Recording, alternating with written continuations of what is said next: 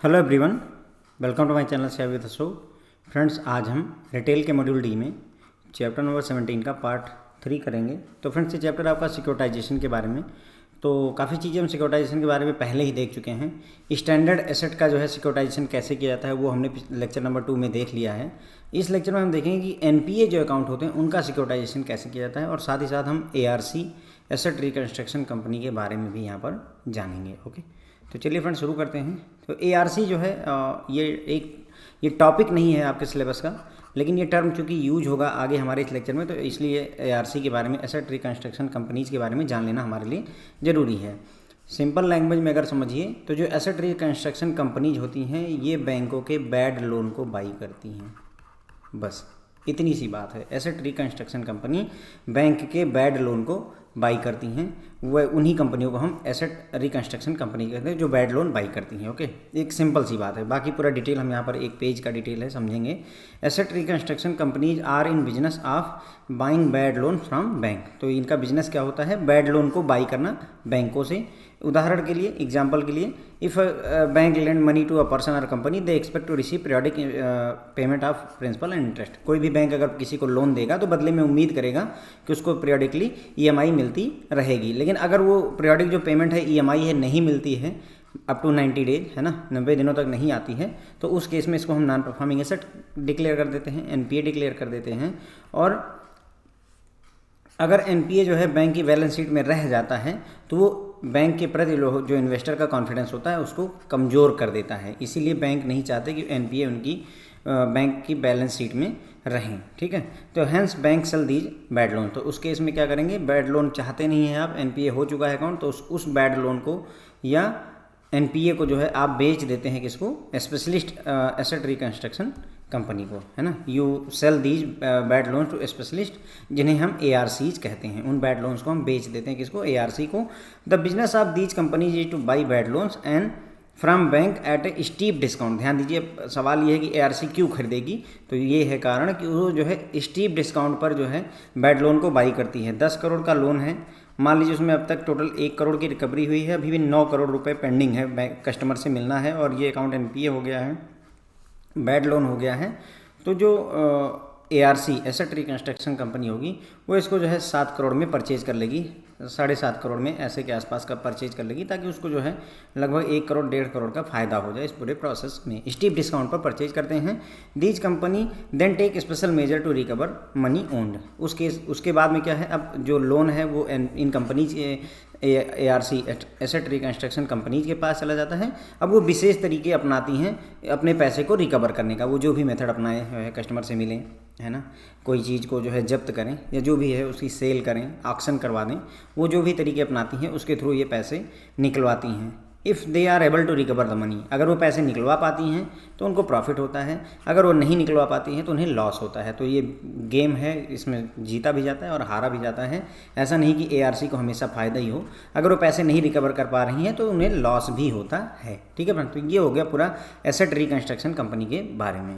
ठीक है, तो एआरसी में हमने ये समझ लिया कि एआरसी का काम क्या होता है। एआरसी वो कंपनी होती है जो बैंकों से बैड लोन को बाई करती हैं। ठीक है, कोई भी बैंक अगर किसी कस्टमर को लोन देता है तो बदले में वो ईएमआई एक्सपेक्ट करता है। अगर वो ईएमआई जो है टाइम पर नहीं आती है, 90 दिन बीत जाते हैं, तो ऐसे अकाउंट को हम एनपीए कह देते हैं।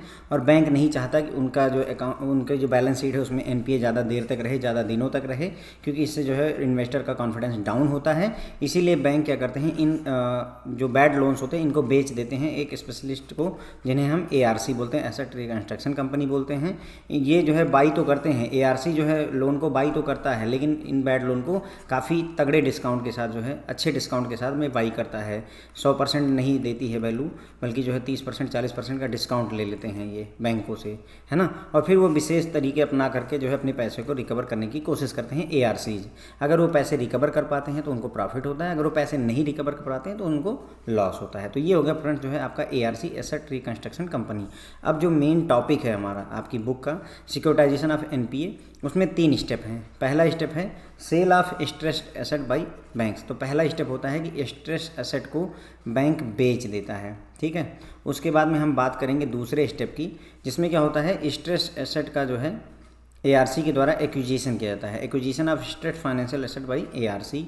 और तीसरा स्टेप और फाइनल स्टेप होता है ये होता है friend issuance of security receipt. तो सिक्योरिटी रिसिट जो है इशू की जाती है ARC के द्वारा, ताकि जो भी पैसे गए हैं उनकी रिकवरी हो सके। तो ये कुल मिलाकर के फ्रेंड जो है 3 स्टेप हैं, और इन तीनों स्टेप्स को हम यहाँ पर जो है डिटेल में चर्चा भी करेंगे इसकी। तो सिक्योरिटाइजेशन ऑफ NPA में अगर हम बात करें तो 3 स्टेप है। पहला, स्ट्रेस एसेट को बैंक बेच देता है, बेच देगा। फिर दूसरा, एक बार किसको बेचेगा, ARC को बेचेगा। ARC को बैड लोन बेच दिया, अगर बैड लोन बेच दिया है तो जो भी एसेट हैं, जो भी मॉर्गेज प्रॉपर्टीज वगैरह हैं, उनको एक्वायर करने का काम होता है किसका, एक्वायर करेगा ARC, एसेट रिकन्स्ट्रक्शन कंपनी, उस एसेट को एक्वायर करेगी। और दूसरा स्टेप कंप्लीट होगा, उसके बाद में इसके अगेंस्ट में जो ये एक्वायर किया हुआ है उससे पैसे कमाने के लिए बैंक रिसिप्ट है ना, सिक्योरिटी रिसिप्ट इशू किया जाता है या बैंक रिसिप्ट इशू किया जाता है। ठीक है, यही तीनों बातें हमें यहाँ पर करनी है। तो पहला स्टेप है sale of stress asset by banks की बात करते हैं।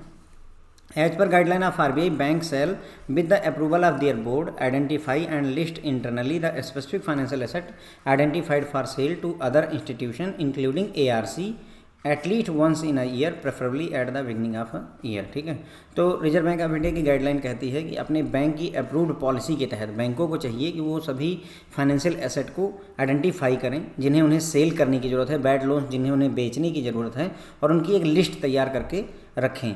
ठीक है, और इन बैड लोन्स को किसको बेचेंगे, ARCs को बेचेंगे, और भी किसी को भी बेचा जा सकता है। अभी हम देखेंगे किन किन को बेचा जा सकता है।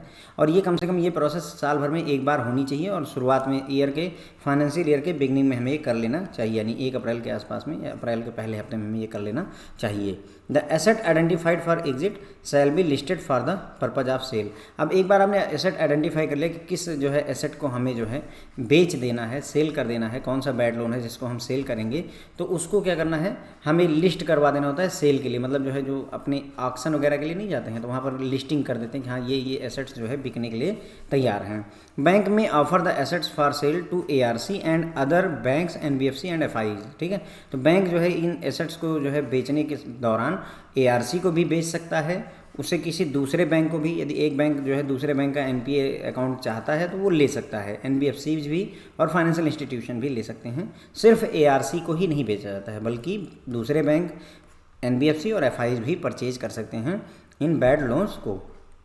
Participation of more buyer will result in better price discovery. अब ज़्यादा से ज़्यादा लोग अगर जो है बिड करेंगे, ज़्यादा से ज़्यादा लोग बोली लगाएंगे तो अच्छी प्राइस निकल करके आएगी। अगर कोई जो है मान लीजिए कोई चीज़ है जो 100 करोड़ रुपए की है, अगर उसमें कोई बिड ही नहीं कर रहा है तो वो 100 करोड़ रुपए में ही बिक जाएगी। लेकिन अगर इसी 100 करोड़ रुपए की चीज़ को जो है 100 करोड़ की पेंटिंग है मान लेते हैं, उसको जो है 1, 2, 3, 4 लोग लगे हुए हैं तो बोली लगती है ना, नीलामी हमने देखी होगी, 100 करोड़ एक है ना, उसके बाद में किसी ने बोला 110 करोड़, फिर 120 करोड़, 130 करोड़, ऐसे ऐसे करके दाम बढ़ता जाता है। तो वही बोल रहे हैं कि ज़्यादा से ज़्यादा बायर अगर पार्टिसिपेट करेंगे तो बेहतर जो है प्राइस निकल करके आता है।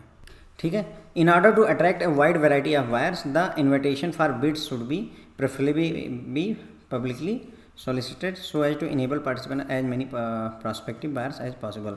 तो मतलब कह रहे हैं कि ज़्यादा से ज़्यादा लोग बिड कर सकें, उसके लिए ज़रूरी है कि हम इसकी पब्लिकली जो है इंफॉर्मेशन को जो है हम न्यूज़पेपर में पब्लिश करें, पब्लिसिटी करें उसकी, कुल मिला करके हर व्यक्ति को पता चले। ऐसा ना हो कि चुपचाप से ऑक्शन हो गई और किसी को पता ना चले। पब्लिकली हमें 3-4 न्यूज़पेपर में, इंग्लिश के न्यूज़पेपर, हिंदी के न्यूज़पेपर, लोकल न्यूज़पेपर, उनमें पब्लिश करवाना चाहिए ताकि ज़्यादा से ज़्यादा जो है बायर्स वहाँ पर आ सकें। In such cases it would be desirable to use e-auction platform. अब अगर ऐसा केस है जहाँ पर मल्टीपल कस्टमर्स आ रहे हैं तो ई-ऑक्शन जो प्लेटफॉर्म होता है उसको यूज करना ज़्यादा अच्छा रहता है। ठीक है, an open auction process apart from attracting a large set of bidders is expected to result in better price discovery.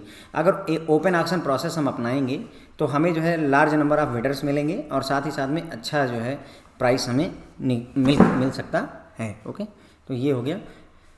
बहुत सारी जगहों पर ऑक्शन का आपने देखा ही होगा कि जो है 60 लाख का मकान होता है, उसको बैंक जब ऑक्शन करने जाता है 2-3 बिडर्स होते हैं तो वो 60 लाख में ही नहीं बिकता है, बल्कि जो है 70 लाख 80 लाख रुपए तक भी इसका दाम पहुंच जाता है। तो अगर ओपन ऑक्शन प्रोसेस करते हैं, ओपन ऑक्शन मतलब कि सभी को पता हो, ऐसा नहीं है जैसे बैंक में पता चला कि जो है एक छोटा सा नोटिस आपने चिपका दिया और से बैंक के एम्प्लॉय हम ही जो है इंटरेस्टेड हैं उस प्रॉपर्टी में, हमें लगता है कि ये प्रॉपर्टी 30 लाख रुपए की है पर अभी बिक रही है 18 लाख रुपए में, तो मैं क्या करूँगा, सबको नहीं बताता, चुपचाप से हमने ऑक्शन करवाई।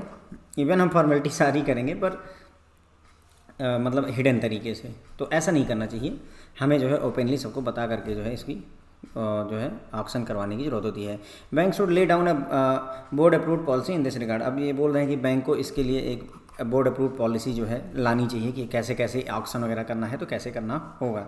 Banks FI may receive cash और बॉन्ड्स और debenture as sale consideration for the financial asset sold to ARC. अब जो भी फाइनेंशियल एसेट आपने बेचा है एआरसी को, एसेट रिकंस्ट्रक्शन कंपनी को, उसके बदले में एआरसी आपको नकदी दे सकती, कैश, बॉन्ड दे सकती है या डिवेंचर दे सकती है, कुछ भी मिल सकता है। जो बॉन्ड और डिवेंचर रिसीव होते हैं फ्रेंड्स, बैंक को इसको जो है एसेट को, फाइनेंशियल एसेट को सेल करके उसको जो है हम इन्वेस्टमेंट मानते हैं बुक्स, बैंक की बुक्स में। ठीक है, जो भी बॉन्ड्स और डिवेंचर को मतलब जो है हम रिसीव करते हैं, बैंक जब भी कोई फाइनेंशियल एसेट बेचता है तो बदले में जो ये बॉन्ड या डिवेंचर मिल रहा है इसको हम एक इन्वेस्टमेंट मानते हैं।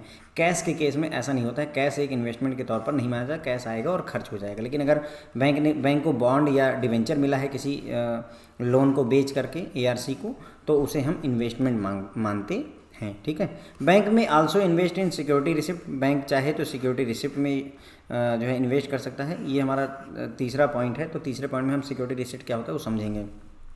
या पास थ्रू सर्टिफिकेट और other bond debentures issued by ARC. Bank जो है मतलब ज़रूरी नहीं है कि बैंक जो है एआरसी को कोई चीज़ सेल करे, एसेट रिकंस्ट्रक्शन कंपनी को हम कुछ ना बेचें, कोई भी बैड लोन ना बेचें। फिर भी यदि मैं चाहूँ, कोई बैंक चाहे तो वो सिक्योरिटी रिसिप्ट परचेज कर सकता है, वो पास थ्रू सर्टिफिकेट परचेज कर सकता है, या कोई बॉन्ड या डिवेंचर अगर जो है एआरसी ने इशू किया है तो उसको भी बाई कर सकता है। कोई रोक टोक इस बात की नहीं है, मेरा कहने का मतलब ये है। The security will also be classified as investment in books of bank and FI. तो ये जो सिक्योरिटीज़ हैं कौन सी, अभी जो हमने सिक्योरिटी रिसिप्ट परचेज की, या पास थ्रू सर्टिफिकेट परचेज किया, या अदर बॉन्ड और डिवेंचर जो हमने परचेज किया, इनको भी जो है एज ए इन्वेस्टमेंट ही माना जाता है बैंक की बुक में फ्रेंड्स। ओके, तो ये बात हमने समझ ली जो है किसके बारे में, sale of stress asset by bank के बारे में। कई बार आप लोग देखते होंगे ना कि जो है 1 सेकंड पहले जो है बहुत कुछ लिखा होता है इस पे पीडीएफ पे, और 1 सेकंड बाद वो गायब हो जाता है। तो ऐसा इसलिए होता है ना क्योंकि मैं वीडियो को रोक देता हूँ, बीच में पॉज कर देता हूँ और फिर वो चीज़ें मिटाता हूँ ताकि आपका 1, 1.5, 2 मिनट जो है उसमें अननेसेसरी का वेस्ट ना हो। तो थोड़ा सा आपको ये अगर दिखे तो मैनेज कर लिया कीजिए इसको। ओके, तो सिक्योरिटाइजेशन ऑफ एनपीए में मैंने बात की कि जो है स्ट्रेस एसेट को बैंक सेल करते हैं। उसमें हमने ये देखा कि आरबीआई की गाइडलाइन कहती है कि बैंकों को एक बोर्ड अप्रूव पॉलिसी लानी चाहिए जिसमें बैंक क्या करेगा, जितने भी उसके बैड लोन है जिसको उसे सेल करना है उसकी एक लिस्ट बनाएगा, और इनको सेल किसे करेगा, एआरसी को, अदर बैंक को, एनबीएफसी को, किसी को भी। और ये काम जो है ऐसे फाइनेंशियल एसेट जिनको सेल करना है, ये काम वंस इन अ ईयर होना चाहिए और बिगिनिंग ऑफ द ईयर हो जाना चाहिए। ऐसे एसेट जिनको आइडेंटिफाई किया गया है कि इनको बेच दिया जाएगा, उनको लिस्ट आउट किया जाना चाहिए सेल करने के पर्पज़ के लिए। ओके, बैंक जो है इसे बैड लोन को बेच सकते हैं, किसको, एआरसीज को, एसेट रिकंस्ट्रक्शन कंपनी को, किसी अदर बैंक को, एनबीएफसी को, एफआईज को भी बेचा जा सकता है।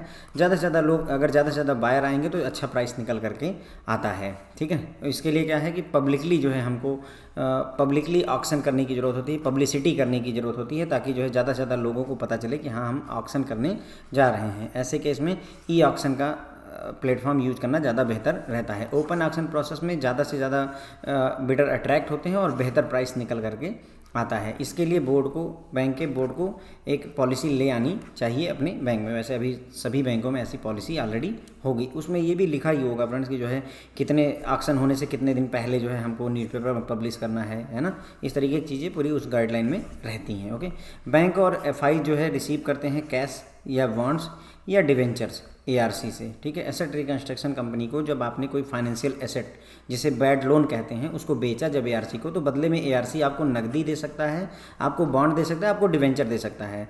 जो आपको कैश देता है वो आप मान लीजिए खर्च हो जाता है, लेकिन जो बॉन्ड और डिवेंचर देता है बैंक को एआरसी, उसे इन्वेस्टमेंट माना जाता है बैंक की बुक में। ओके, बैंक इसके अलावा सिक्योरिटी रिसिप्ट में भी जो है इन्वेस्ट कर सकता है, पास थ्रू सर्टिफिकेट पीटीसी में भी इन्वेस्ट कर सकता है। पीटीसी का जिक्र हमने जो है जब सिक्योरिटाइजेशन प्रोसेस के बारे में बात की थी, तो जो मॉर्गेज बैक सिक्योरिटी वगैरह होती है उसमें यही तो होता है कि जो बॉन्ड्स इशू किए जाते हैं वो क्या होते हैं, पास थ्रू सर्टिफिकेट के रूप में इशू किए जाते हैं, या किसी अदर बॉन्ड या डिवेंचर के रूप में भी एआरसी जो है जो ARC ने इशू किया है उसमें इन्वेस्ट कर सकता है। यानी बैंक इन्वेस्ट कर सकता है कहाँ पर, सिक्योरिटी रिसिप्ट में, पास थ्रू सर्टिफिकेट में, अदर बॉन्ड्स या डिवेंचर में, जो कि इशू किए जाते हैं ARC के द्वारा। और इनमें अगर इन्वेस्ट किया है बैंक ने तो उसे भी एज ए इन्वेस्टमेंट माना जाता है बैंक की बुक में। ओके, तो ये बात हमें क्लियर हो जाती है। फिर आता है फ्रेंड जो है आपका दूसरा स्टेप यहाँ पर, acquisition of stressed financial asset by ARC। अब मतलब बैंक ने बेच दिया, अब जो भी स्ट्रेस्ड फाइनेंशियल एसेट्स हैं उनका एक्विजिशन करने का काम ARC का होता है। तो जो भी लोन है, अब लोन में मान लीजिए हाइपोथेकेशन है, कार लोन दिया आपने, तो कार जो है एक जो है फाइनेंशियल एसेट हो गया, यहाँ जो लोन है उसको बेचा है, तो जो कार है उसको चाहे तो ARC अपने कब्जे में ले सकता है। हाउसिंग लोन है तो हाउस को अपने कब्जे में ले सकता है। तो वही है एक्विजिशन करना, उसको एक्वायर करना, अपने कब्जे में लेने जैसी बात है। ठीक है, for easy and faster reliability, है ना, realizability, all the financial assets due from single debtor to various banks and FIs may be considered for acquisition। तो अगर आपको फास्टर रियलाइजेशन, और आसानी से रियलाइजेशन का मतलब होता है पैसे मिलना, है ना। कोई चीज़ है, आपके पास एक मोबाइल है, इसको आपने बेच दिया, जो 10,000 रुपये मिले, ये आपने मोबाइल की वैल्यू को रियलाइज़ कर लिया। उसी तरीके से कोई घर है, घर को बेच करके जो पैसे मिल गए तो उसे रियलाइज़ कर लिया। तो आसानी से और तेज़ी के साथ अगर आपको रियलाइजेशन करना है तो all the financial asset due from single debtor, तो एक ही डेटर के पास में जितने भी फाइनेंशियल एसेट हैं, एक सिंगल डेटर ने मान लीजिए जो है आपसे 3-4 लोन ले रखे हैं, अलग अलग बैंकों से ले रखे हैं, कार लोन कहीं से ले रखा है, हाउसिंग लोन कहीं से ले रखा है, MSME लोन कहीं से ले रखा है, तो सारे के सारे जितने भी इसके जो है फाइनेंशियल एसेट्स हैं उन सब को एक्वायर कर लिया जाता है बैंक ARC के द्वारा। इसी तरीके से similarly financial assets having linkage to the same collateral may be consider for acquisition to ensure relatively faster and easy realisation. तो फाइनेंशियल एसेट में मान लीजिए कोई एक घर है, वो गिरवी है, कोलेटरल के तौर पर रखा हुआ है, और ये घर जो है एक ही लोन में नहीं 3-4 लोन में जो है बतौर कोलेटरल रखा है। तो जितने भी ये 3-4 लोन हैं इन सभी को एक्वायर करने की कोशिश की जाती है ARC के द्वारा। Both fund and non fund based financial assets में be included in list of asset for acquisition. तो किन किन एसेट्स को एक्वायर कर सकता है ARC, वो फंड बेस्ड भी हो सकता है और non fund based financial asset को भी, यानी लोन फंड बेस्ड भी हो और non fund based. Fund based इसमें पैसे देते हैं, 40 लाख का लोन दे दिया, फंड बेस्ड हो गया। नॉन फंड बेस्ड मतलब हमने 40 लाख की गारंटी दे दी, बैंक की गारंटी, तो उसे नॉन फंड बेस्ड जो है फाइनेंशियल एसेट कहेंगे। तो इनको भी एक्वायर किया जा सकता है। एसेट्स जो कि क्लासीफाइड हैं एज ए NPA ना हो करके, NPA नहीं हुए हैं अभी, बल्कि SMA 2 की कैटेगरी में चल रहे हैं ना। SMA 0 क्या होता है, 1 दिन से 30 दिन तक SMA 0 होता है। बहुत पूछा जाता है ये चीज़ ना। 31 दिन से अगर 60 दिन तक जो है पैसा ना आए तो वो SMA 1 होता है, और अगर 61वें दिन से लेकर के 90th डे तक अगर पैसा नहीं आता है, 90 दिन तक पैसा नहीं आता है, तो उसे SMA 2 कहते हैं। ओके, तो अभी जो एसेट है वो SMA 2 की कैटेगरी में है, तो जो है उसे भी एक्वायर किया जा सकता है ओरिजिनेट, मतलब जो है in the books of originator. और जिस बैंक ने लोन दिया है उसकी बुक में अभी SMA 2 ही कैटेगरी में है, तो उस लोन को भी जो है, उस एसेट को भी एक्वायर किया जा सकता है ARC द्वारा। Terms of acquisition for security interest in non-fund transaction should provide for relative commitment to continue with bank FI till demand for funding arises। तो अगर जो है नॉन फंड बेस्ड कोई जो है एसेट है, ठीक है, तो उसको जो है एक्विजिशन करने की नीड तब महसूस होगी जब फंड की जो है नीड अराइज होती है। जैसे आपने बैंक गारंटी किसी को दे रखी है 40 करोड़ रुपए की, बैंक ने एक बैंक गारंटी 40 करोड़ की दे रखी है, लेकिन जब तक ये बैंक गारंटी वो सामने वाली पार्टी डिफ़ॉल्ट नहीं करती तब तक इस बैंक गारंटी का कोई मतलब नहीं है। तो जब डिमांड आएगी कि हाँ ये बैंक गारंटी डिफ़ॉल्ट हो गई, अब बैंक को 40 करोड़ रुपए भरने हैं, जब 40 करोड़ रुपए भरने पड़ेंगे, जब उसमें फ़ंड की डिमांड आएगी, demand for fund is arising, जब ये अराइज होगा उस समय जो है एक्विजिशन किया जाएगा नॉन फंड बेस्ड सिक्योरिटी का, ऐसे समझ लीजिए। ठीक है, assets acquired by ARC should be transferred to the trust set up by them at price at which these were acquired from originator of the asset. तो जो भी एसेट एक्वायर किए जाएंगे एसेट रिकंस्ट्रक्शन कंपनी द्वारा, उनको ट्रांसफ़र कर दिया जाता है कहाँ, ट्रस्ट को। तो जो भी ARC होती हैं, एसेट रिकंस्ट्रक्शन कंपनी होती है, वो एक ट्रस्ट बनाती हैं। ठीक है, एक ट्रस्ट बनाती हैं। तो जो भी एसेट जो है एक्वायर किए जाते हैं जो है ARC के द्वारा, उनको ट्रांसफ़र कर दिया जाता है उस ट्रस्ट को, और उसी प्राइस पर किया जाता है। अगर इसको ARC ने 100 करोड़ में बाई किया है तो 100 करोड़ रुपए ही ट्रांसफ़र कर दिए जाते हैं किसको, उस ट्रस्ट को। ठीक है, जिस रेट पर जो है, जिस प्राइस पर ओरिजिनेटर बैंक, ओरिजिनेटर का मतलब समझ ही गए होंगे, वो बैंक जिसने लोन दिया हुआ है। However there is no restriction on acquisition of assets from bank FI directly to the books of trust set up by ARC. मतलब लेकिन अगर जो ट्रस्ट है वो खुद चाहे तो जो है डायरेक्टली जो है एक्विजिशन कर सकता है एसेट्स का, कोई रोक टोक इस बात की नहीं है। नॉर्मली क्या है, बैंक के पास में बैड लोन है, इस बैड लोन को कौन एक्वायर कर रहा है, एआरसी। फिर वो एआरसी क्या कर रही है, इस लोन को ट्रांसफ़र कर दे रही है ट्रस्ट को। लेकिन गाइडलाइन के हिसाब से अगर ये ट्रस्ट खुद चाहे तो एआरसी को बाईपास कर दे, भले ही इसे एआरसी ने सेटअप किया है, एसेट रिकंस्ट्रक्शन कंपनी ने सेटअप किया, लेकिन ये ट्रस्ट चाहे तो एआरसी को स्किप कर दे और सीधे इस बैड लोन को अपने पास एक्वायर कर सकता है, ले सकता है। ठीक है, assets acquire by ARC are required to be resolve within period which shall not normally exceed 5 years from the date of acquisition of such asset. ठीक है, तो एसेट एक बार एआरसी ने जो है एसेट को एक्वायर कर लिया, अपने पास ले लिया है, तो इसको रिजॉल्व करना होता है, मतलब कहने का सारा पैसा वसूल लेना होता है अगले 5 साल में, 5 साल के अंदर, इससे ज़्यादा समय नहीं लिया जाना चाहिए एआरसी के द्वारा एसेट को एक्वायर करने के बाद। ठीक है, तो एआरसी ने जब जो है जिस डेट से एक्विजिशन किया हुआ एसेट का, उसके 5 साल के अंदर ही उसे रिजॉल्व कर देना चाहिए, सारा पैसा वसूल लेना चाहिए।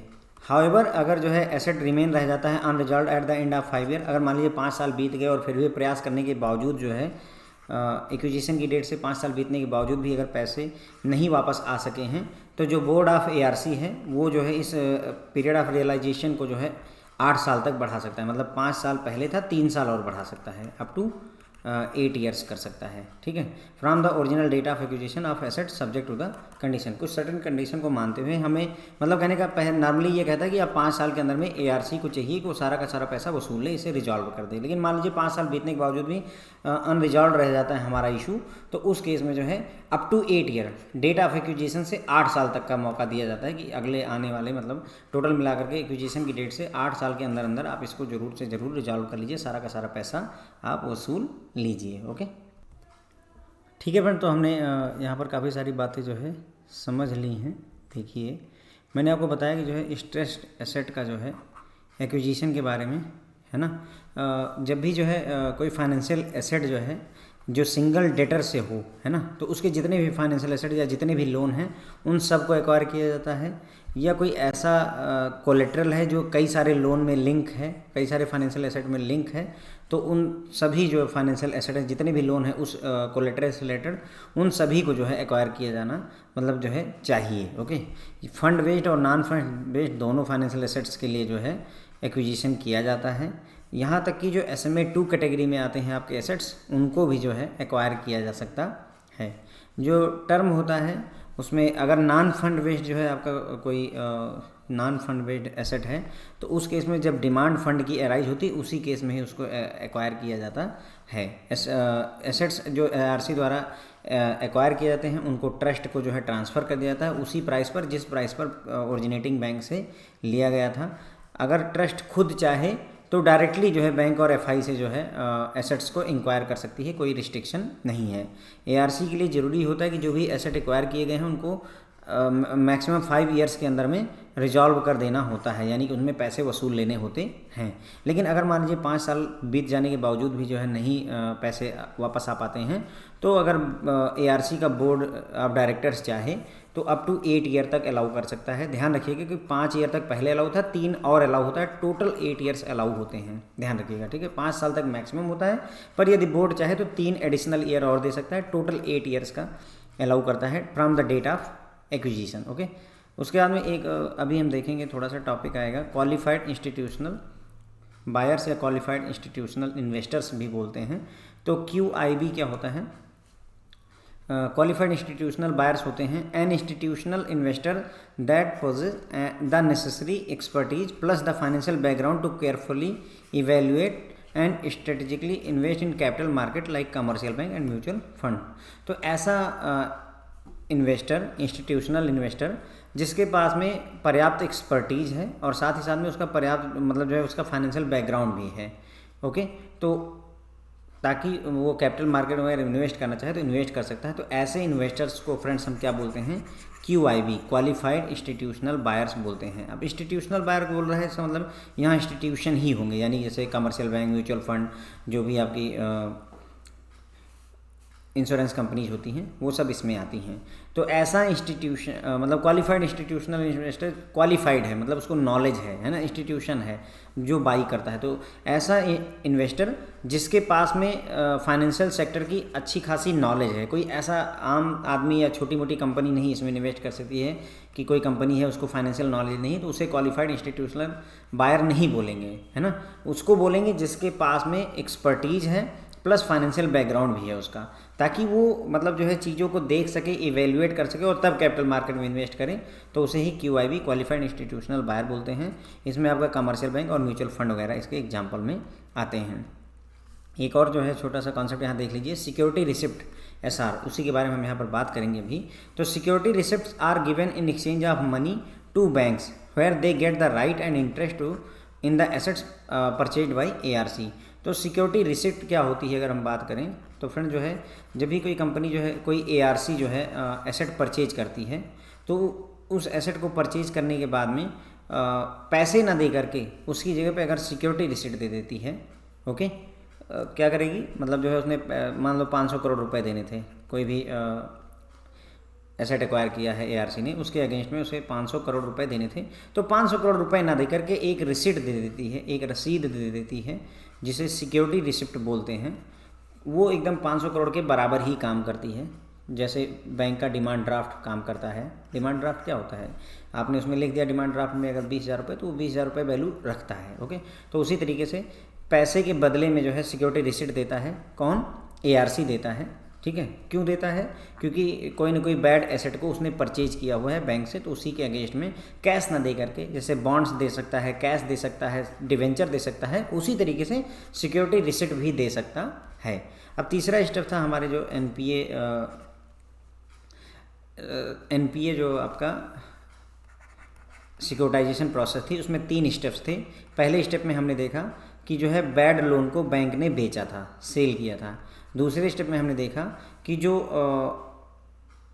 ARC है उसने जो है जितने भी एसेट्स थे, फाइनेंशियल एसेट्स थे, उनको एक्वायर किया हुआ है। और तीसरे स्टेप में ये सिक्योरिटी रिसिप्ट इशू करते हैं, ताकि जो भी पैसे, जैसे इसने बैड लोन बेचा, बदले में जो है एसेट रिकंस्ट्रक्शन कंपनी ने बैड लोन खरीद लिया और इसको पैसे दे दिए। मान लीजिए ना, जैसे बैंक है यहाँ पर और यहाँ पर ARC है, तो एसेट रिकंस्ट्रक्शन कंपनी मान लीजिए 10 करोड़ का लोन था, ओके, बैंक के पास 10 करोड़ रुपए डिफ़ॉल्ट हो गए थे, ARC ने उसको 9 करोड़ रुपए पे कर दिए और बदले में 10 करोड़ का लोन अपने पास रख लिया। अब ये ARC क्या करेगी, जो ये बैड लोन है इसके अगेंस्ट में, जैसे वहाँ बॉन्ड इश्यू हुआ करता था सिक्योरिटाइजेशन में, उसी तरीके से ये यहाँ पर सिक्योरिटी रिसिप्ट इशू कर देगा। बस इतना ही है, ठीक है। तो every ARC shall issue the security receipt through the trust setup exclusive for the purpose. तो जितने हर ARC को चाहिए कि वो सिक्योरिटी रिसिप्ट इशू करे, किसके थ्रू, जो भी ट्रस्ट उसने सेटअप किया है इसी पर्पज़ के लिए। The trusteeship of such trust shall vest with ARC। जो ट्रस्टीशिप होती है, यानी कि जो ट्रस्ट बनाया है ARC ने, उसकी जो ट्रस्टीशिप है वो ARC के पास ही रहनी चाहिए, ओके। तो जो ट्रस्टीशिप होनी चाहिए वो ऐसे ट्रस्ट की ARC के पास ही रहनी चाहिए। Trust shall issue security receipt only to QIBs, है ना। अब यहाँ पर जो ट्रस्ट सिक्योरिटी रिसिप्ट इशू करेगा वो किसको इशू करेगा, QIB को, क्वालिफाइड इंस्टीट्यूशनल बायर्स को। मैंने आपको ये समझा दिया QIB क्या होता है पहले ही, सिक्योरिटी रिसिप्ट क्या होती है वो बात भी मैंने आपको समझा रखी है, ठीक है। And such security receipts SRs, है ना, सिक्योरिटी रिसिप्ट SR भी बोलते हैं, shall be transferable assignable only in the favour of QIBs। मतलब एक पहली बात तो सिक्योरिटी रिसिप्ट किसको इशू होगी, सिर्फ क्वालिफाइड इंस्टीट्यूशनल बायर को। और एक बार जो है QIB के पास चली गई तो वो फर्दर ट्रांसफ़र अगर होगी या किसी और को असाइन होगी तो वो भी एक QIB ही होना चाहिए, क्वालिफाइड इंस्टीट्यूशनल बायर ही होना चाहिए, यानी कि आम आदमी, नॉर्मल इन्वेस्टर्स को ये सब नहीं मिल सकते हैं। Every ARC intending to issue security receipt shall make disclosures in offer document as prescribed by bank from time to time. तो जो भी ARC चाहती है कि उसे सिक्योरिटी रिसिप्ट इशू करना है तो वो सारी डिटेल्स जो है डिस्क्लोजर में देगी, जो भी ऑफर डॉक्यूमेंट वो इशू करेगी, ठीक है, जैसा कि बैंक के द्वारा प्रेस्क्राइब किया जाता है। तो बैंक क्या कहते हैं कि आपको एक offer document, security receipt issue करना है तो आप एक ऑफर डॉक्यूमेंट जो है पेश करेंगे, ऑफर डॉक्यूमेंट पेश करेंगे और उसमें सारी डिटेल्स आप डिस्क्लोजर्स देंगे, सारी डिटेल्स प्रोवाइड करेंगे अगर आपको सिक्योरिटी रिसिप्ट इशू करनी है। ARC may raise fund from qualified buyers by formulating scheme for acquiring financial asset and shall keep and maintain separate and distinct account in respect of each such scheme for every financial asset acquired out of investment made by a qualified investor, है ना, made by a qualified institutional buyer and ensure that realization of such financial asset is held and applied towards redemption of the investment. ठीक है, तो ARC को चाहिए अगर उसे fund raise करना है तो वो रेज कर सकती है क्वालिफाइड बायर्स से बाय फॉर्मुलेटिंग, एक स्कीम बनानी पड़ेगी फॉर एक्वायरिंग फाइनेंशियल एसेट, जिसमें वो फाइनेंशियल एसेट को एक्वायर करेगी और उसको एक सेपरेट और डिस्टिंक्ट जो है अकाउंट मेंटेन करेगी हर एक स्कीम के लिए। मतलब कहने का ARC ने अगर जो है कोई तो अगर ARC ने कोई जो है एसेट को एक्वायर किया हुआ है एक स्कीम के तहत, है ना, एक स्कीम में जितनी भी एसेट उसने एक्वायर किए हुए हैं तो उनको एक सेपरेट जो है अकाउंट उनका बनाएगा, एक सेपरेट और डिस्टिंक्ट अकाउंट बनाया जाएगा हर एक स्कीम का। ठीक है, और जो भी इन्वेस्टमेंट जो है इसमें इन्वेस्टमेंट किसके द्वारा किया जाएगा, क्वालिफाइड इंस्टीट्यूशनल बायर्स के द्वारा। और साथ ही साथ में इंश्योर करना होगा कि जो भी फाइनेंशियल एसेट्स हैं उनका रियलाइजेशन हो जाए, और वो रियलाइजेशन किस काम आएगा, जो भी इन्वेस्टमेंट जो है क्वालिफाइड इंस्टीट्यूशनल बायर ने किया है उसके रिडीम्शन में, उसको पैसे वापस देने में। अब यहाँ पर गाइडलाइन ये कहती है कि every ARC shall invest in security receipt issued by trust set up for purpose of securitisation an amount not less than 15% under each scheme. तो जितनी भी स्कीम जो है ARC बनाएगी, है ना, एसेट रिकंस्ट्रक्शन की जितनी भी स्कीम ARC बनाएगी उसमें कम से कम 15% इन्वेस्टमेंट किसका होना चाहिए, 15% जो है जो सिक्योरिटी रिसिट है उसको अपने पास रखना पड़ेगा। ठीक है, तो जैसे मान लीजिए 100 रुपये की सिक्योरिटी रिसिट अगर इशू की जा रही है तो 15 रुपीज़ की जो सिक्योरिटी रिसिट है वो उस ARC को रखनी होगी हर एक स्कीम के लिए, ईच स्कीम के लिए। पहली स्कीम के लिए भी जो है 15%, दूसरी के लिए भी 15%, जितना भी सिक्योरिटी रिसिट इशू हुई है उसके अगेंस्ट में। ठीक है, every ARC shall continue to hold a minimum of 15% of security receipt issued by them under each scheme on ongoing basis till the redemption of all security receipt issued under each scheme। तो केवल 15% जो है security receipt का 15% अपने पास hold ही नहीं करना है, बल्कि इसे ऑन गोइंग बेसिस पर मेंटेन करना होता है जब तक कि रिडीम्शन जो है सिक्योरिटी रिसिट का ना हो जाए। Every ARC shall obtain initial rating grading of SRs from an approved CRA, है ना। यहाँ पर एसेट रिकंस्ट्रक्शन कंपनी को चाहिए कि जो इनिशियल रेटिंग और ग्रेडिंग होनी है सिक्योरिटी रिसिट्स की उसको किसी न किसी अप्रूव्ड जो है क्रेडिट रेटिंग एजेंसी से करवा ले within 6 month from the date of acquisition of asset. जिस डेट को एसेट का एक्वायर किया है उसके 6 महीने के अंदर अंदर इसका रेटिंग करवा लेना चाहिए। Declare fourth with the NAV net asset value, है ना, NAV क्या होता है, net asset value of SRs issued by it. और साथ ही साथ में उन्होंने जो सिक्योरिटी रिसिट इशू किया है उसका नेट एसेट वैल्यू क्या है उसको भी डिक्लेयर कर देना चाहिए। तो हर एक जो है ARC की ये जिम्मेदारी होती है। Thereafter ARCs will get rating grading of security receipt reviewed from approved CRA on June 30th and December 31st every year and declare the NAV of SRs security receipt forthwith to enable QIB to value their investment in SR। ठीक है, उसके बाद में एक बार आपने जो है मतलब एसेट को एक्वायर करने के 6 महीने के अंदर अंदर पहली बात तो आपको क्रेडिट रेटिंग एजेंसी इसकी रेटिंग करवा लेनी थी। साथ ही साथ में हर एवरी ईयर जो है हर 6 महीने पर 30 जून को और 31 दिसंबर को फिर से जो है किसी अप्रूव्ड क्रेडिट रेटिंग एजेंसी से आपको इस सिक्योरिटी रिसिट की फिर से रेटिंग करवाने की ज़रूरत होती है, यानी साल भर में 2 बार। और साथ ही साथ में नेट एसेट वैल्यू आप डिक्लेयर करेंगे ताकि QIB जो क्वालिफाइड इंस्टीट्यूशनल बायर्स हैं उनको ये पता चल जाए कि सिक्योरिटी रिसिट में जो भी इन्वेस्टमेंट किया है उन्होंने उसकी वैल्यू करंट टाइम पे क्या है। ओके, ठीक है, तो हमने फ्रेंड्स यहाँ पर देख लिया है जो तीसरा स्टेप था इसमें ऑफ सिक्योरिटी रिसिट के बारे में हमने बात की। तो हर एक ARC को चाहिए कि वो सिक्योरिटी रिसिट इशू करे, लेकिन किससे, जो ट्रस्ट सेटअप की गई है इसी पर्पज़ के लिए उसके थ्रू सिक्योरिटी रिसिट इशू करेगा। जो ARC है उसकी ट्रस्टीशिप जो है उस ट्रस्ट में होनी चाहिए, ऐसा ना हो कि कोई और ट्रस्टी उसका बन जाए। ट्रस्ट जो सिक्योरिटी रिसिट इशू करेगा वो केवल क्वालिफाइड इंस्टीट्यूशनल बायर को करेगा। QIB कौन होते हैं मैंने आपको बता ही रखा है। और ऐसी सिक्योरिटी रिसिट जो है अगर आगे ट्रांसफ़र और असाइन भी होती हैं तो वो भी केवल जो है QIB को ही हो सकती हैं, ठीक है। एवरी ARC अगर चाहता है कि उसे सिक्योरिटी रिसिप्ट इशू करना है तो जो ऑफर डॉक्यूमेंट है उसमें पूरी डिटेल जो है डिस्क्लोज करने की ज़रूरत होती है, ठीक है। ARC जो है फंड अगर रेज करना चाहता है तो वो रेज कर सकता है, लेकिन उसको करना क्या होगा कि जितने भी फाइनेंशियल एसेट को एक्वायर किए गए हैं उनको मेंटेन करना होगा सेपरेट और डिस्टिंक्ट अकाउंट में, और स्कीम बनानी होगी। एक स्कीम उसमें अलग एसेट को रखिए, दूसरी स्कीम अलग एसेट को रखिए, तीसरी स्कीम उसमें अलग एसेट्स को रखना चाहिए, जिससे फाइनेंशियल जिसे QIB लोग यानी क्वालिफाइड इंस्टीट्यूशनल बायर्स परचेज करेंगे, और साथ ही साथ इंश्योर करें कि इसका जो है रियलाइजेशन हो जाए, और जब रियलाइज हो तो जो भी पैसा आए उसी पर्टिकुलर स्कीम में ही जाए, और इसके जो पैसा आएगा रियलाइज होने के बाद उसको रिडीम करने में काम लिया जाएगा। जो भी सिक्योरिटी रिसिप्ट जिसने बाई की है उसको पैसे देने के काम में इसको यूज किया जाता है। हर ARC को चाहिए कि जो भी सिक्योरिटी रिसिप्ट इशू हुई है उसका 15% वो अपने पास रखे, ठीक है, और उसे ऑन गोइंग बेसिस पर इसे मेंटेन करना पड़ता है। Minimum 15% of the security receipt उसके द्वारा इशू की गई है तो उसको ऑन गोइंग बेसिस पर उसे मेंटेन करना पड़ता है जब तक कि जो है सब सारी की सारी सिक्योरिटी रिसिप्ट जो है रिडीम नहीं हो जाती है। उसके बाद में हर एवरी ARC को चाहिए कि वो इनिशियली अपने जो भी SR सिक्योरिटी रिसिप्ट इशू की है उसकी ग्रेडिंग करवा दे, उसकी रेटिंग करवा दे किसी CRA से within 6 month from the date of acquisition. जिस भी डेट को अपने एसेट को एक्वायर किया है उस डेट से 6 महीने के अंदर अंदर CRA की हेल्प से अपनी जो सिक्योरिटी रिसिप्ट है उसका आपको ग्रेडिंग करवा देनी होती है। NAV of the SRs issued by it, और जो भी SRs जो है सिक्योरिटी रिसिप्ट इशू है उसका नेट एसेट वैल्यू भी डिक्लेयर करने की ज़रूरत होती है। उसके बाद में हर साल जो है साल में 2 बार यानी ईच ईयर 2 टाइम्स जो है 30 जून को और 31 दिसंबर को आपको इसको अप्रूव करना, आपको इसको फिर से जो है इसकी रेटिंग और ग्रेडिंग करवाने की ज़रूरत होती है किसी अप्रूव्ड CRA से, ताकि जो है जो भी क्वालिफाइड इंस्टीट्यूशनल बायर्स हैं उनको ये पता चल सके कि जो उन्होंने सिक्योरिटी रिसिप्ट में इन्वेस्टमेंट किया हुआ है उसकी नेट एसेट वैल्यू वगैरह क्या है, उनका टोटल इन्वेस्टमेंट की वैल्यू कितनी है। तो ये हो गया फ्रेंड जो है आपका सिक्योरिटाइजेशन चैप्टर मेरे अकॉर्डिंग कंप्लीट होता है। Thank you so much.